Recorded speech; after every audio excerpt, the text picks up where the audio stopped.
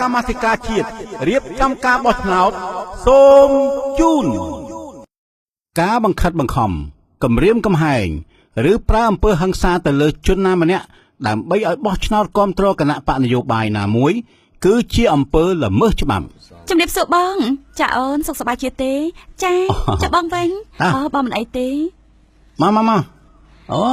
ជំរាបសួរបងចាជំរាបសួរអូនអូហូមើលអូនចាធម្មតាហើយឥឡូវនេះមកទៅក្នុងលេងសុខសប្បាយទាំងអស់គ្នាតាឯងឥឡូវធំដល់ហើយណាចាធំជាងមីងទៀតមើលតែធំជាងមីងខ្លាំងណាស់ណ៎អូពុកមកហើយអូមែនអូលើតាមមកហើយលោកតាពុកលោកតាមកកូនចៅជួបគ្នាល្អណាស់ល្អណាស់កូនចៅទាំងអស់គ្នាសុខសប្បាយពុកទៅមកពីវត្តមិនសុខសប្បាយទាំងអស់គ្នាទេអីបាទពុកបាទល្អណាស់មក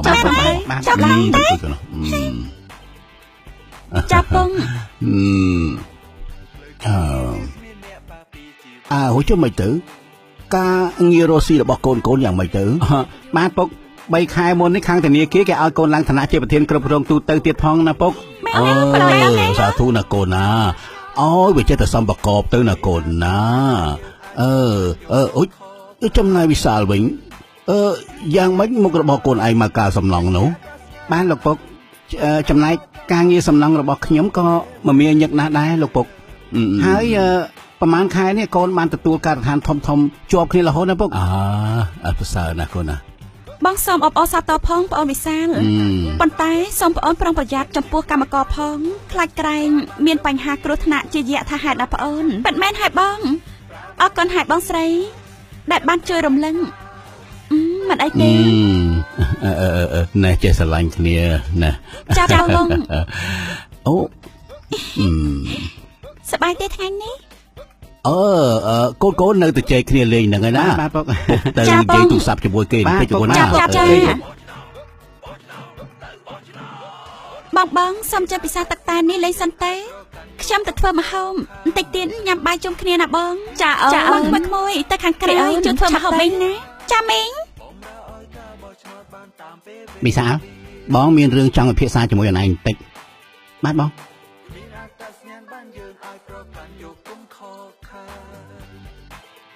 ហួយមានការអីបងអូមីសា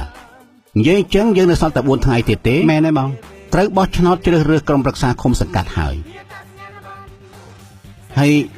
តបងឯងគិតយ៉ាងណាចំពោះគណៈបកបងអត់ទេបងខ្ញុំដូចជាមិនទាន់ច្បាស់ទេពីព្រោះពិនិត្យតាមដានគោលនយោបាយគណៈបកមួយដូចជាប្រហាក់ប្រហែលគ្នាដូច្នេះខ្ញុំក៏មិនទាន់សម្រេចចិត្តគ្រប់គ្រងយកគណៈបកណាមួយនៅឡើយទេបងមិនបានជាវិសាលឯងនិយាយអញ្ចឹងចុះគណៈបកបងអូនឯងមិនជួយគ្រប់គ្រងទេអត់ទេព្រោះគោលនយោបាយគណៈបកបងក៏វាមិនទាន់ច្បាស់ដែរវិសាលប្រហែលគោលនយោបាយគណៈបកបងល្អប៉ុណ្ណឹងហើយអូនឯងថាមិនទាន់ច្បាស់លាស់ទៀតតើគណៈបកណាមួយដែលល្អជាងគណៈបកបងទៅមែនហើយបងថ្លៃខ្ញុំជាអ្នករកស៊ីខ្ញុំក៏កិនដូចជាបងវិសាលដែរចាំមើលបន្តិចទៀតទៅជិតដល់ថ្ងៃបោះឆ្នោតចាំសម្រេចក៏បានដែរណាបងណែវិសាលក្រាញ់កន្លងមកបងឯងធ្លាប់ជួយផ្ចង់ផ្ដើមឯងច្រើនណាស់ដែរមិនក៏ឯង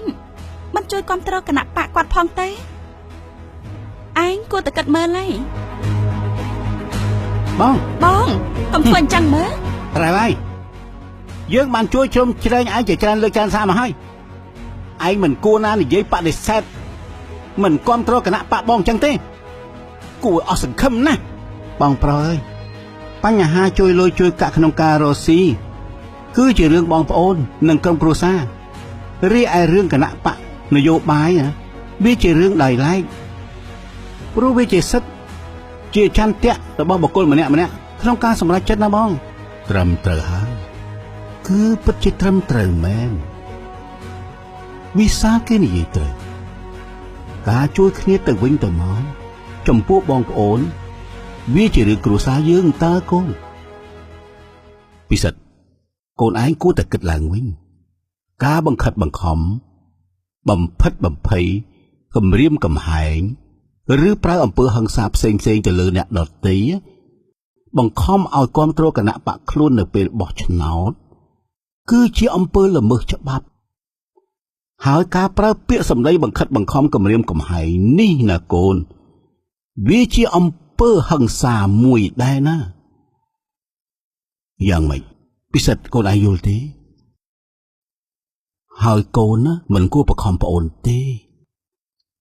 ការសម្រេចចិត្តគ្រប់គ្រងគណៈបកណាមួយនោះវាជាសិទ្ធិរបស់បុគ្គលម្នាក់ៗណាកូនតើកូនទាំងអស់គ្នានឹងយល់ទេ ចាយល់ បាទពុកកូនយល់ហើយឲ្យបងសុំទោសពិសាអីទេបងបាញ់មិញបងដូចជាស្លងបន្តិចប៉ុន្តែក្រោយពីបានស្ដាប់ពុកគាត់បញ្យល់មកបងបានយល់ហើយសុំទោសផងណាបងអូនណាកុំប្រកាន់បងអីខ្ញុំអត់យកទោសពេលបងទេបងឥឡូវនាំគ្នាទៅញ៉ាំបាយណាហើយគិតថាគ្មានរឿងអីកើតឡើងទៅបានហើយកូនណាមានភ័យបារម្ភខ្លាចគេ បាយមកហូបមកដល់ហើយបងបាយមកហូបចាន់ចេញមកហូបបាយចុះគ្នាទៅនេះណែមកហូបខាងដល់ហើយណោះឆ្ងាញ់ពិតមែនណាបងសុំបន្តិចនេះសិតតែមកហូបតែបងត្រូវចិត្តទាំង